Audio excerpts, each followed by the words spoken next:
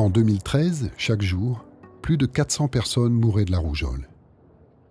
L'immense majorité de ces décès concerne les enfants de moins de 5 ans vivant dans les pays pauvres.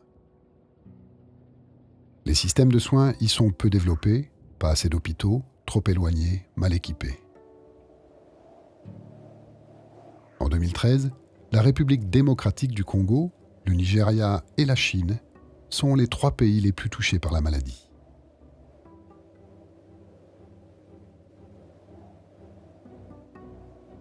Pour lutter contre cette maladie très contagieuse, le vaccin est l'arme la plus efficace.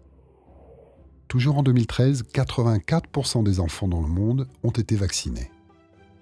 Ce pourcentage est encore plus élevé en Europe, sur le continent américain ou dans le Pacifique.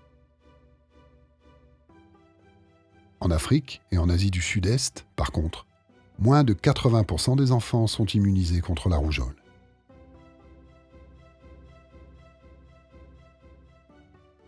Mais rien n'est jamais acquis. En France, la rougeole est en pleine recrudescence depuis la fin des années 2000. En 2011, la France connaît même une véritable épidémie avec 15 000 cas déclarés. On soupçonne qu'un relâchement dans les efforts de vaccination en est le responsable. Alors que le taux de vaccination était en augmentation constante jusqu'en 2007, il stagne, voire régresse aujourd'hui.